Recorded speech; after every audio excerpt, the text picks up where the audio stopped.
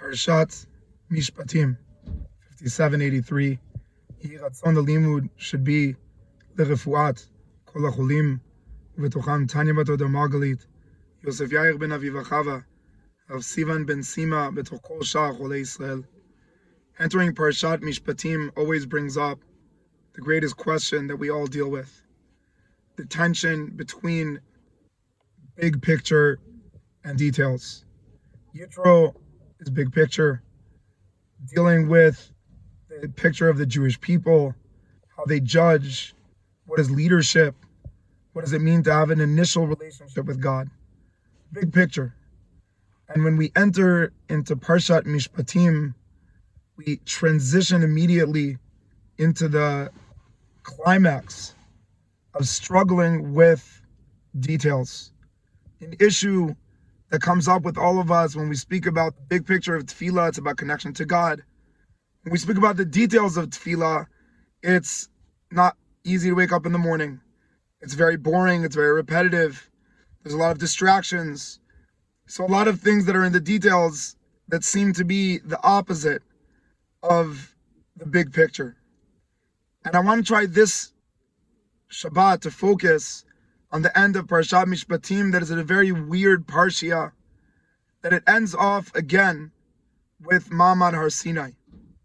And when it's speaking at the end of Parshat Mishpatim in Perek Kav Daled about Ma'amad Har Sinai, all the Rishonim struggle. What is it doing here? Ma'amad Har Sinai was in Yitro, and now we're speaking about Ma'amad Har Sinai again in Parshat Mishpatim.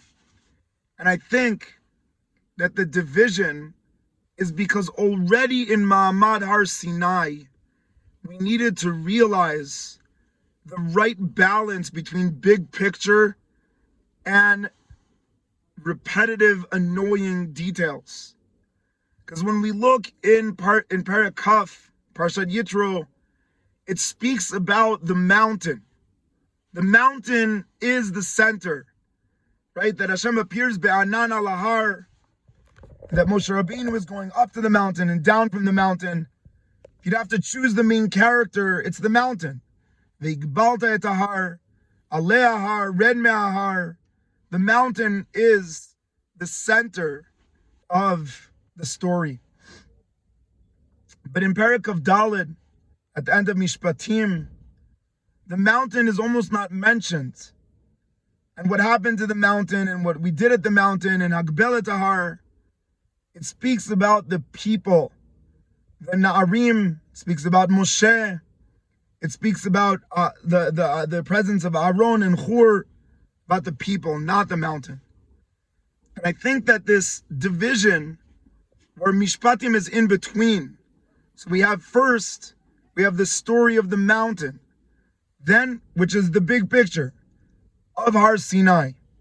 Then we have the story of Mishpatim, which is the annoyance, the struggles, the temptations of life. And then we go back to the people of Har Sinai.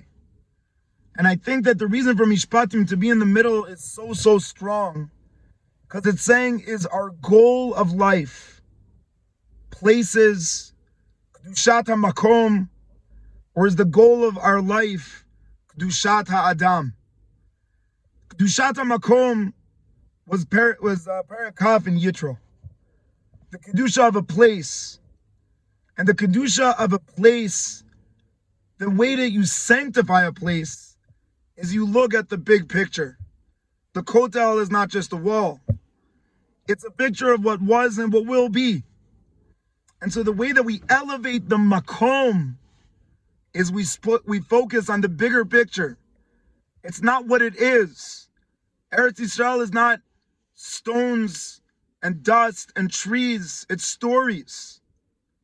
So that is the way that we sanctify places. But Kedushat HaMakom was the idea of Perek Kaf. What did Mishpatim create? It gave us a new awareness of what was really going on in Har Sinai. That yes, there was a Kedusha to the Makom, but there was the Kedusha to the Adam. And if we really believe in people, there is no other way than loving the details because that is where you find people. And so I think that Parashat Mishpatim is asking us to realize that the kedusha of Torah is the kedusha of the learners of Torah. The kedusha of tefillah, yes, it's the makom tefillah, but more than makom tefillah, it's being part of a minyan of others. That it makes you aware of the details, that they're struggling with X, they're struggling with Y.